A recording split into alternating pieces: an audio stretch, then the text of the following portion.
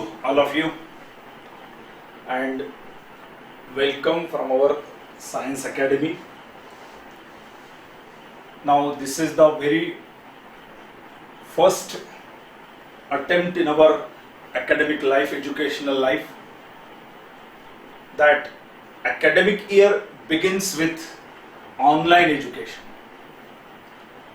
So we have to manage, we have to adjust and cope each other, without which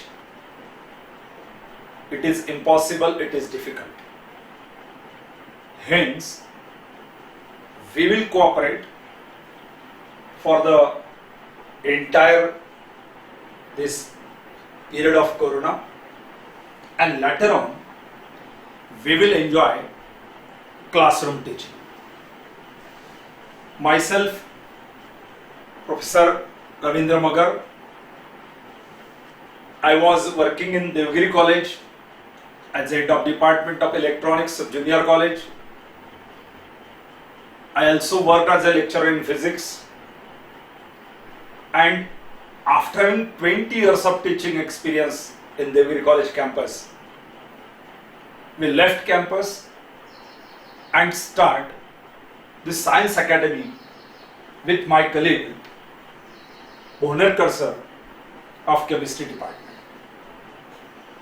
Students, we completed 30 years of experience in this academic session, teaching to this 11th and 12th science students. And initially I appeal you, I shall use Marathi and English both. No doubt a total physics subject I will taught in English, no doubt there is no alternative. We can't use Marathi language even, it's a difficult to understood. But emotional language may be in Marathi. It does not mean that our whole academic discussion will be in Marathi. Definitely it is in English. So the idea was that in 1990, when I recall, only on the basis of board, medical engineering admissions completes, and that was continued till 1998. Absolutely no problem. So only prepare board exams, have a maximum score, and you can have admission to government medical and government engineering college, even the Birla Institute of Technology Science Pilani, all NITs. All admissions were simply only based on board exam and score in board. When 1998 came, the entrance examination begins. अब तू म्हणाले मी सगळं का सांगतोय, academic field मधल्या वेगवेगळ्या phases मधनं आम्ही लोक गेले. 98 पर्यंत फक्त बोर्डाची तयारी, उत्तम तयारी, आणि बोर्डाच्या मार्क्सवर मुलांनी NIT बिट्स पिलानीला ऍडमिशन्स घेऊन आज खूप मोठमोठ्या पोस्टवर पोझिशनवर काम करतात. अब्रॉडला तर खूप मुलं US UK मध्ये, जर्मनी येतात. आणि 98 ला जेव्हा CET आली 1998, ती महाराष्ट्र स्टेट CET होती, आणि तेव्हापासून एंट्रन्स हा पॅरामीटर महत्वाचा. सुरुवातीला इंजिनिअरिंगला एंट्रन्स आली, मेडिकलला त्यानंतर एंट्रन्स आली, आणि मग बोर्डाच्या परीक्षेचं महत्व हळूहळू कमी व्हायला लागलं आणि सगळेजण एंट्रन्स ओरिएंटेड तयारी करायला. ते नॅचरल, जे मार्क्स आपल्याला प्रवेशासाठी लागणार आहेत, कुणीही त्याची तयारी करणार. आणि म्हणून बोर्ड पॅटर्नला थोडं लोकांनी बाजूला टाकलं, विद्यार्थ्यांनी बाजूला टाकलं, आणि सगळ्यांनी एंट्रन्स कडे धावली. 1998 कदाचित तुम्ही त्यावेळी जगात नसाल आणि नव्हताच.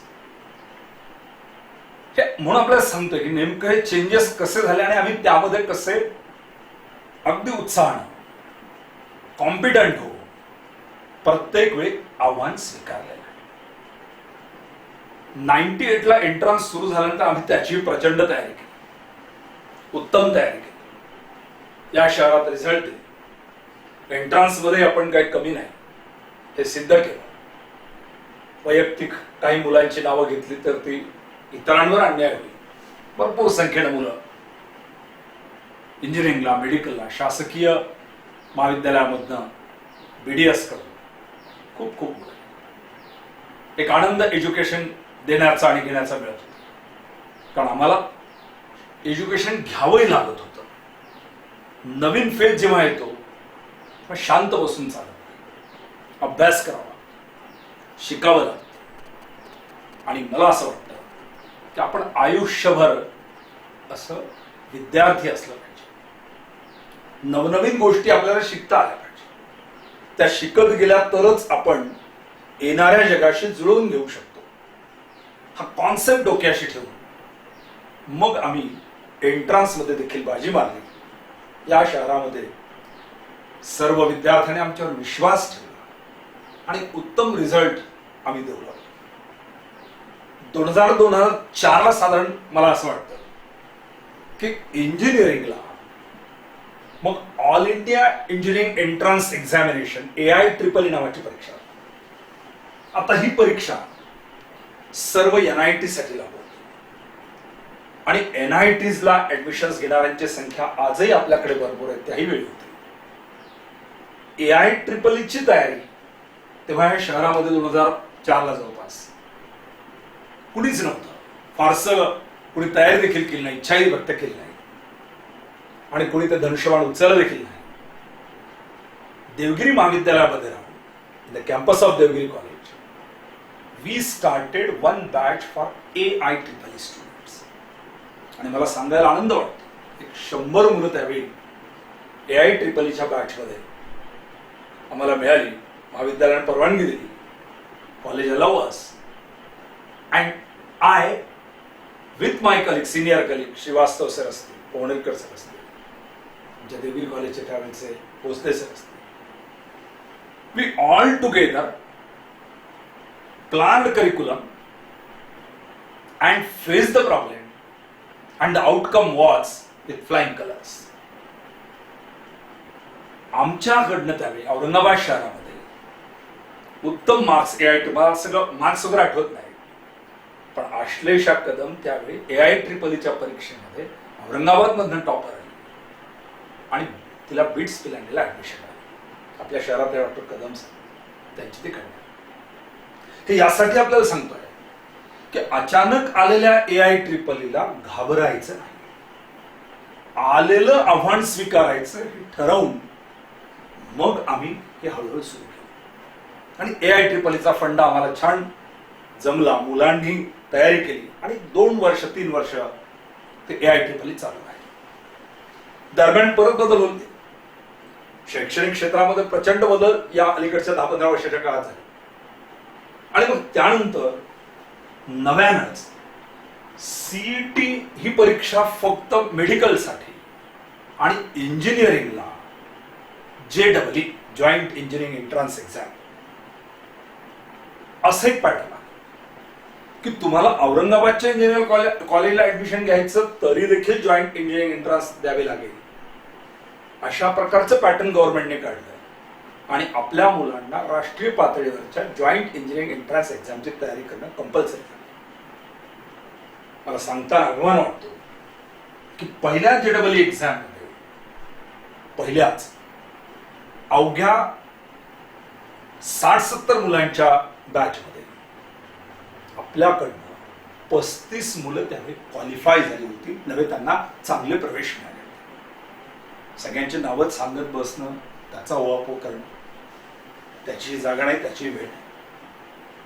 आणि हा JEE मेन्स आव्हान स्वीकारला, ऍक्सेप्ट केला, मग लगेच नीट NEET की वैद्यकीय प्रवेश, मेडिकल एंट्रन्स, ही जी पूर्वी राज्य सरकार घ्यायचं, स्टेट गव्हर्नमेंट घ्यायचं, ती आता सबंध देश पातळीवर एकच परीक्षा, हा निर्णय सुप्रीम कोर्टाने दिला आणि नीट नावाची परीक्षा सुरू झाली. मला आठवतंय पहिली नीट परीक्षा 2014 जेव्हा झाली, तर माझ्या सर्व सहकाऱ्यांसोबत, त्यावेळेचे माझे सहकारी मोतिंगे सर असतील, देशपांडे सर असतील बायोलॉजीचे, केमिस्ट्रीचे पोणेरकर सर असतील, आणि त्यावेळी फिजिक्सला, अशा आम्ही सगळ्यांनी मिळून या शहरामध्ये 2014च्या पहिल्या नीटमध्ये या शहरातला सर्वाधिक 17 मुलं मेडिकलला लावण्याचं काम त्या पहिल्या बॅचला आम्ही केलं. Ours institute was the topmost institute amongst all in 2014, which gives 17 aspirants for medical college, government medical college. आमचे मित्र डॉक्टर पांडुरंग कुलकर्णी, उपजिल्हाधिकारी औरंगाबाद, यांचा मुलगा त्या बॅचला होता. आणि या सगळ्यांनी छान अभ्यास केला, छान तयारी केली. विश्वास ठेवा, तुम्ही आमच्यावर विश्वास ठेवा. आणि इथं एकच लागतं, विश्वास. आपण जर आपल्या संस्थेवर, आपल्या टीचरवर आपण जर सांगितलं ते काम ऑनेस्टली करत राहिला, तर रिझल्ट 100% येतो. आजवरचा 30 वर्षाचा आमचा अनुभव. आणि नीट जशी 2014ला सुरू झाली, तसं सातत्यानं एक चांगला रिझल्ट, उत्तम रिझल्ट देण्याचं काम आपण करतो आहोत. सोसायटीने छान विश्वास आमच्यावर ठेवलेला आहे आणि खूप ऑनेस्टली आपण हे प्रयत्न करत असतो. आजच्या पहिल्या लेक्चरमध्ये, ज्याला आपण इंट्रोडक्टरी लेक्चर असं म्हणलं आहे, यानंतरचं पुढचं लेक्चर आपलं इंटरॅक्टिव्ह लेक्चर असेल, ज्याच्यामध्ये आपण गुगल मीटवर भेटणार आहोत. तुमची माझी बऱ्यापैकी ओळख होईल आणि मग त्यानंतर आपण आपल्या विषयाला हात घालणार आहोत, विषयाला सुरुवात करणार. विषय आजही थोडासा आपण सुरू करूया, नेमकं काय करायचं ते ठरवूया. ओके, पुस्तकं वह्या काय घ्यायच्या ते आपण ठरवणार. आज जमलं तर आज घेऊयात, नाही तर मी तुम्हाला आपलं डायरेक्ट इंटरॅक्शन जेव्हा आहे एक 2-4 दिवसामध्ये गुगल मीटवर, त्यावेळी आपण एकमेकाशी बोलवून ते ठरवू किती नोटबुक, काय करायचं काय नाही. पण एक लक्षात घ्यायचं की आपण एका सेफ हँड मध्ये आलेलो आहोत. मी एवढं निश्चित सांगेन की आमच्याकडनं कुठलीही अडचण येणार नाही. फक्त आपण अभ्यास करायची तयारी आहे. आता गेल्या मार्च मध्ये जेव्हा ही समस्या निर्माण झाली, हा प्रॉब्लेम क्रिएट झाला, कोरोना अचानक उद्भवला भारतामध्ये आणि आपल्याला लॉकडाऊन करावं लागलं. गेल्या वर्षीच्या 12वीच्या मुलांना, जे आता यावर्षी ऍडमिशन घेणार, त्यांना कुणालाही आम्ही वाऱ्यावर सोडलं नाही. आज तागायत आणि परीक्षा त्यांची एंट्रन्स होईपर्यंत सातत्यानं ऑनलाईन परीक्षा आम्ही त्यांच्या घेत आहोत आणि घेत राहणार आहोत. कारण त्याच्यात दोष त्यांचाही नाही, आमचाही नाही. पण आलेलं संकट हे आपण 2 हात त्याच्याशी केले पाहिजे. आणि म्हणून मग आम्ही ऑनलाईन परीक्षा, पीसीएम ग्रुपच्या वेगळ्या, पीसीबी ग्रुपच्या वेगळ्या, हे आजही चालू आहे आणि त्या पुढे चालू राहणार. दरम्यान पुढच्या वर्षी तुमची सिनियर बॅच, त्यांचे 12वीचा सिलेबस चालू ठेवणं आवश्यक होतं. आणि म्हणून मार्च मध्ये हा लॉकडाऊन लागू होताच एप्रिल मध्ये आम्ही निर्णय की आता फार दिवस वाट बघून जमणार. आणि मला आठवतं एप्रिलच्या पहिल्या आठवड्यापासून ऑनलाईन लेक्चर्स आम्ही सुरुवात केले, स्टार्ट केले. सुरुवातीला हे लेक्चर्स टेक्निकली तेवढे पॉवरफुल नव्हते, स्ट्रॉंग नव्हते, कारण कुठलंच तंत्रज्ञान उपलब्ध करून घेता येत नव्हतं. लॉकडाऊन झालं होतं. घरात उपलब्ध असलेल्या सामुग्रीवर आम्ही ते लेक्चर सुरू केले. पण आज आता यातलंही तंत्र आम्हाला कळलंय, यातलंही तंत्र आम्हाला अवगत झालंय आणि त्यामुळे हे ऑनलाईन घेणं आता काही फार अवघड राहिलेलं नाही. फक्त यामध्ये इंटरॅक्टिव्ह असणं आवश्यक आहे आणि म्हणून आपण याला इंटरॅक्टिव्हची सुद्धा जोड देणार आहोत. आणि जेव्हाही कॉलेजेस शासनाकडनं परमिशन मिळेल, क्लासेसला परमिशन मिळेल, yes we will be together. Definitely that is face to face interaction and that is unique experience. शेवटी टीचर म्हणून मला एक माहिती आहे की मी आदर्श आहे की नाही मला माहित नाही, पण माझ्या समोर बसणारी मुलं माझ्याकडे आदर्श म्हणून बघत असतात, तो आदर्श जगवण्याचा आणि जगवण्याचा आमच्या इतर सहकार्यांमध्ये प्रयत्न आम्ही मनापासून करत असतो. आणि म्हणून गेल्या अनेक वर्षापासून या शहरामध्ये एक उत्तम असं काम करून विद्यार्थ्यांना उत्तमोत्तम गुण कसे मिळतील, नवीन नवीन टेक्निक त्यांना कसं देता येईल, असा पूर्ण प्रयत्न आमच्या सर्व सहकार्यांनी आणि आपल्या सायन्स अकॅडमीत केलेला आहे. सर्वप्रथम मी तुमचं पुन्हा एकदा आणि तुमच्या पालकांचं या ठिकाणी आभार व्यक्त करतो, अभिनंदन करतो की तुम्ही आमच्यावर विश्वास ठेवलेला आहे. हा विश्वास कदापि आमच्याकडनं याला त्याला ठेच पोचणार नाही, धक्का पोचणार. बाहेर गावाहून आलेली मुलं, मला आठवत आहे या नवीन 11वीच्या ग्रुपमध्ये प्रथमेश रांजणीकर आहे जो हिंगोलीचा आहे, आणि हिंगोलीची मुलं इथं येऊन आमच्याकडे शिकून COEP ला वगैरे गेलेली आहे. ईश्वरी शास्त्री आहे हिंगोलीची, तिचा भाऊ आहे, तो इथं गव्हर्नमेंट इंजिनिअरिंग कॉलेजला आहे. अशी बाहेर गावाहून आलेली मुलं ही देखील यशस्वी होऊन आनंदानं आमच्या प्रांगणात आमच्या कॅम्पसमधून बाहेर पडत आहे, बाहेर पडणार आहे. त्याचा एक वेगळाच आनंद. So this is all about our institution. खूप छान वातावरण आहे. प्रत्यक्ष जेव्हा आपली भेट होईल तेव्हा आपल्याला आपला क्लास हा एक कुटुंब वाटायला, आपण एकमेकाला इतके इंटरॅक्ट होतो. कारण आम्हाला एकच ब्रँच आहे, 10 ब्रँचवर पळायचं नाही, एकाच ठिकाणी क्लास, दिवसभर तिथंच. तुम्ही केव्हाही या, काही प्रॉब्लेम नाही. कुठलाही डाऊट तुमच्यासाठी वेलकम. फक्त अभ्यासाची तयारी आहे. ही तयारी जो ठेवतो, मनसोक्त अभ्यास करण्याची जो तयारी ठेवतो, त्याला यामध्ये चांगला स्कोअर मिळवणं, मॅक्झिमम स्कोअर मिळवणं हे फारसं अवघड नाही. आपण सगळ्यांनी ते करावं, आपण सगळे ते करणार. हे आजच्या दिवशी आपण ठरवायचं की मला आता छान अभ्यास करायचा, आयुष्यामध्ये मोठं व्हायचं, आणि मोठं झाल्यानंतर मला या देशासाठी, मला या समाजासाठी, मला माझ्या कुटुंबासाठी काहीतरी वेगळं करून दाखवायचं. हा ध्यास आपण घेऊन जर अभ्यासाला लागला, स्वतःचा एक टाइम टेबल केला, तर nothing is difficult, nothing is impossible. आपण नेमकं करणार काय आहोत, तर करायचं एकच. साधारण आपलं टीचिंग सुरू झाल्यानंतर एक स्वतःचा टाइम टेबल तयार करायचा, आणि टाइम टेबल मध्ये सगळ्यात अगोदर 8 तास झोपेचे काढायचे. आणि ते झोपेचे 8 तास काढल्यामुळे काय होतं की आपलं टेन्शन निघून जातं की मी झोपायचं केव्हा. आणि सायंटिफिकली 8 आवर्स एनफ, त्याच्यापेक्षा जास्त झोपणं. 24 तासात 8 तास गेले, आपल्या हातात 16 तास राहतात. तुम्ही आणखी 8 तास इतर कोणत्याही तुमच्या आवडीच्या गोष्टीसाठी वापरा, परत 8 तास होतात. मला ते पण नको आहे.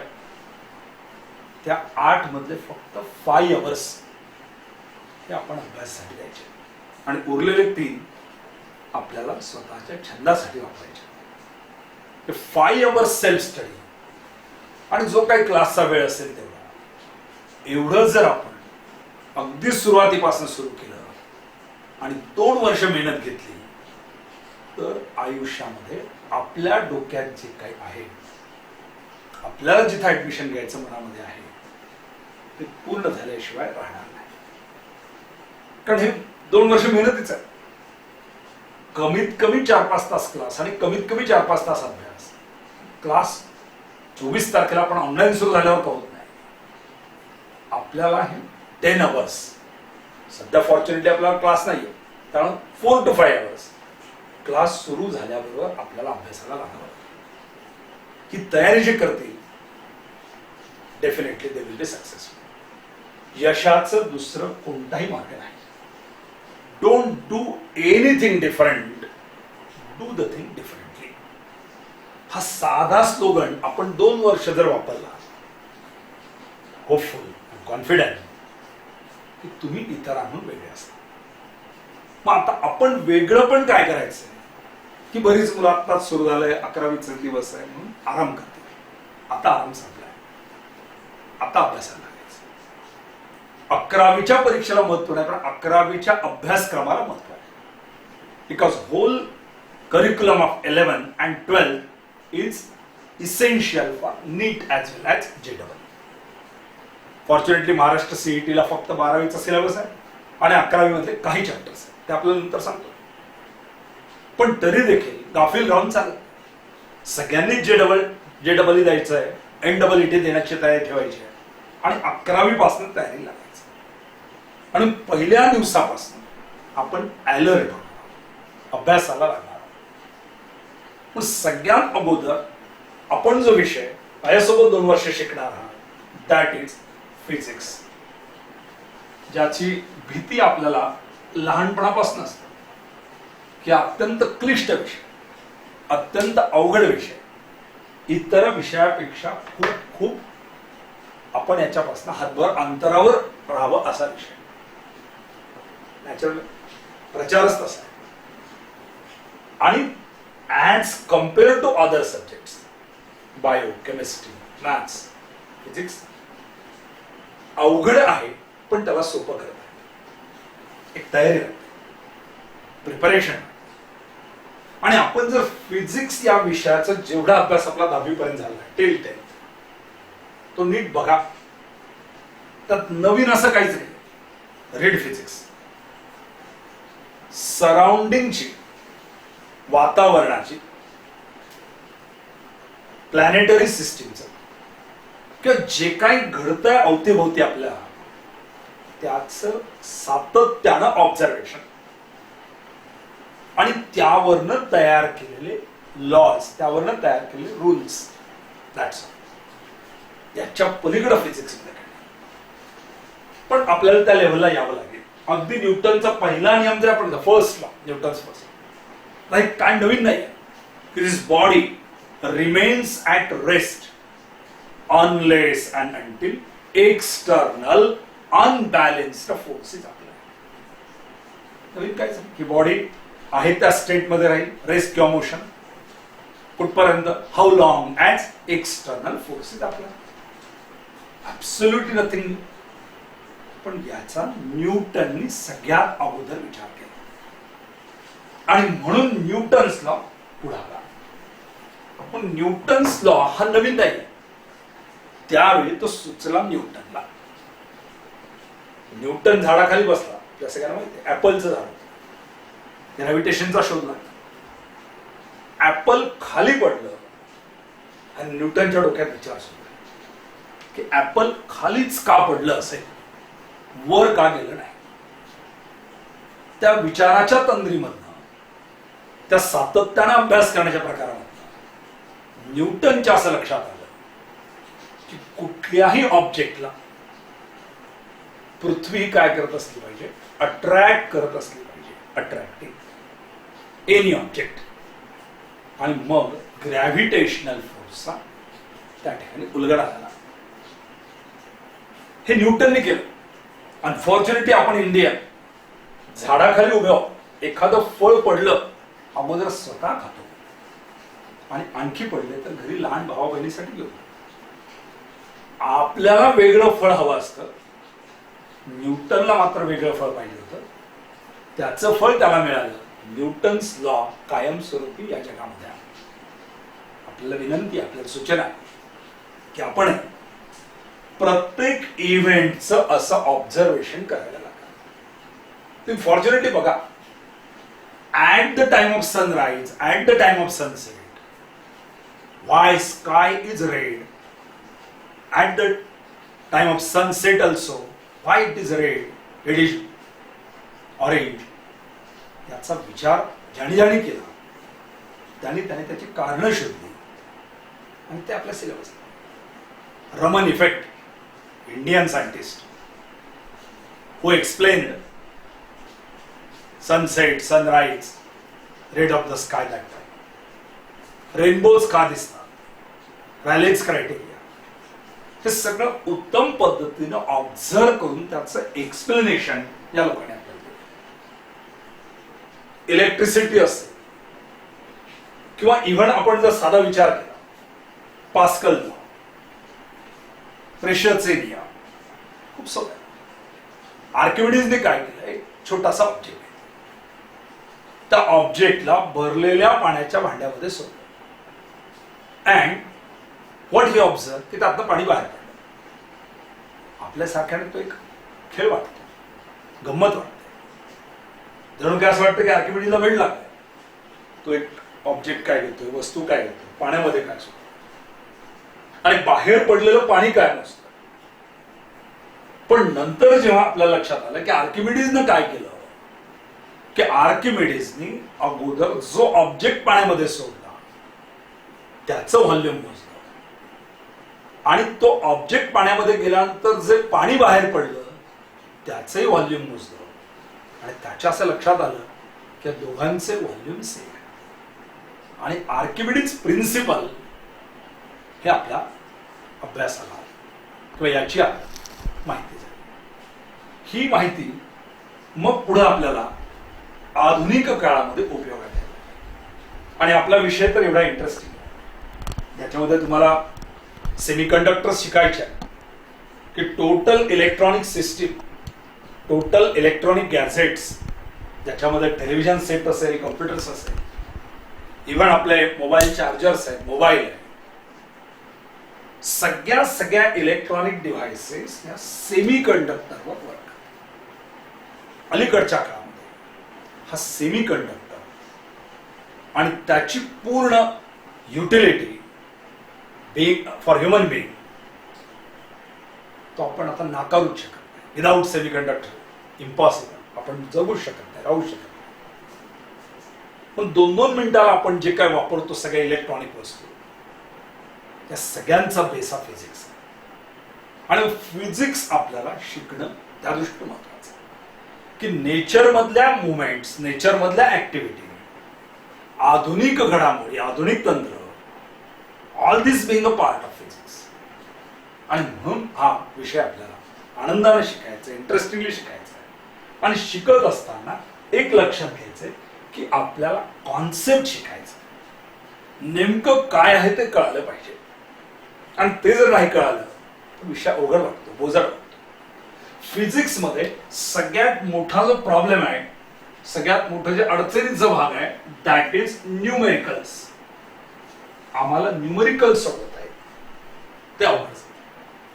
त्याची 2 कारणं आहेत, ती आपण रेक्टिफाय केली तुमच्या लक्षात येईल. Numericals you will found easier, पण त्याला वेळ द्या, संयमानं काही तयारी करावी लागेल, पेशन्सनी आपल्याला ते तयार व्हावं लागेल.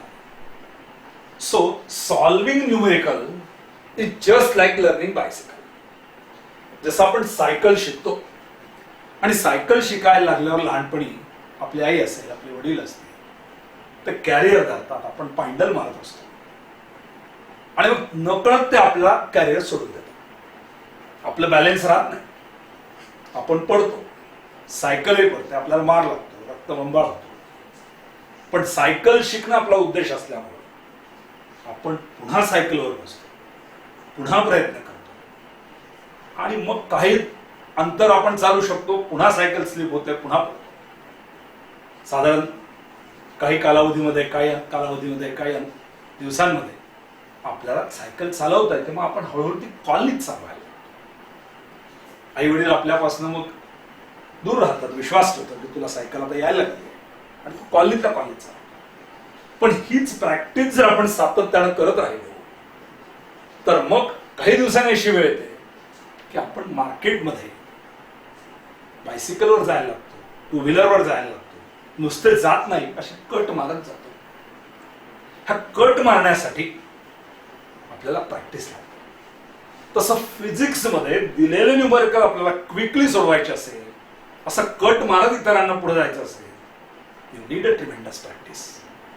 आणि ती प्रॅक्टिस आपण इथे घेणार आहोत, आपण इथे करणार आहोत, प्रोव्हाइडेड तुमची पूर्ण तयारी असली पाहिजे. मग आपलं शिकवण्याचं पूर्ण फॉर्मॅट कसं असणार आहे, स्ट्रक्चर कसं असणार आहे. बिंग अ फर्स्ट लेक्चर, मी असं म्हणतो की ऑनलाईन फिजिक्स लेक्चर आपण स्टार्ट करू. त्या दिवशी त्या चॅप्टरचं एक PDF फाईल ज्याच्यामध्ये त्या चॅप्टरच्या नोट्स असतील त्या आपल्याला दिल्या जातील आणि सायमल्टेनियसली चॅप्टरचं टीचिंग सुरू आहे. अपेक्षित आपल्याला असं आहे की आपण ते लेक्चर काळजीपूर्वक ऑब्झर्व करायचं, watch it carefully. After that, if you don't understood any concept, again watch it. If it is okay, clear, no problem. Otherwise, we can have an interactive class. ते आपल्याला सांगा. फॉर्च्युनेटली तोपर्यंत जर हे सगळं open झालं, आपलं फेस टू फेस कम्युनिकेशन असणार. पण एकदा दोनदा हा व्हिडिओ बघून झाला की त्यानंतर आपल्याला नोट्स पीडीएफ फॉर्म मध्ये दिलेल्या असणार आहे व्हॉट्सअप ग्रुपवर. Read them carefully, sincerely, seriously आणि रिकॉल करायचे, आठवायचा प्रयत्न करायचा. And then quickly write down those, if possible without any help, आपल्या शब्दामध्ये, in your own words. Question answer type तर नोट्स असते. I am sure, I am damn confident की तुम्हाला तो चॅप्टर आता छान समजलेला आहे, कारण तुम्ही ऐकलेला आहे, तुम्ही वाचलेला आहे, तुम्ही लिहून काढलेला आहे. मग chapter at a glance, topic at a glance असे फॉर्म्युलेज आपल्याला वर्गामध्ये लिहून दिलं जाईल आणि इथं परत त्याची एक पीडीएफ फाईल दिली जाईल. सगळे फॉर्म्युले लिहून काढायचे, रीड देम, त्याला पक्क करायचं. फॉर्म्युले लक्षात ठेवावीच लागणार, त्याला अल्टरनेटिव्ह नाही. पुढे मध्ये पाठ करायची गरज नाही, मिळत बसा. फॉर्म्युले पाठ करावेच लागतील, ते होतात. एरिया म्हणलं की तुम्हाला आता काही सांगायची गरज नाही, तसे फॉर्म्युले आपोआप पाठ होतात, फक्त ते अनेक वेळा वापरावे लागतात. आणि मग एकदा फॉर्म्युले लर्न झाले की आपण न्यूमेरिकलची प्रॅक्टिस घेणार आहोत. ती प्रॅक्टिस निश्चित दहावीसारखी नसणार आहे. इथं तुम्हाला एकेका चॅप्टरचे कमीत कमी 100, minimum 100 MCQs. I am talking minimum, maximum may be 250. 100 to 250 MCQs I shall discuss in classroom only. Online class if it is continued. आणि मग त्यानंतर परत आपल्याला स्वतःचे 100 MCQs तरी करायला लागतील.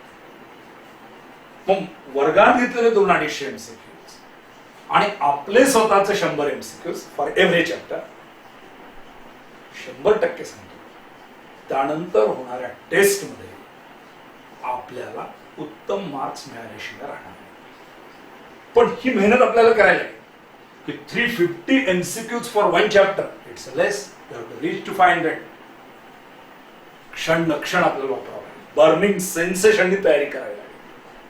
ही तयारी करणारा निश्चित मागे राहणार. आता आपण नीट तयारी करता आहात का JEE तयारी करतात, इमॅटेरियल, दोघांमध्ये difficulty level is more for physics. आपण काय करायचं, एक सिंपल आयडिया, एक सिंपल लॉजिक लक्षात ठेवायचं. मी नीट बद्दल बोलेन. नीट एक्झाम मध्ये 45 questions of physics, 45 questions of chemistry and 75 questions of biology. मग साधारणपणे असं गृहीत धरू की 300 मार्कांचं बायोलॉजी आहे, 300 marks, 360, 180 physics. So the score is like that. That is 360 bio, 180 physics and 180 chemistry. Like this is the distribution. These are the marks. Every question carries 4 marks. आपल्याला करायचं काय की बायोलॉजी मधनं आपल्याला मिनिमम 75 क्वेश्चन्स अटेम्प्ट झाले पाहिजे, multiplied by 4 marks, 300.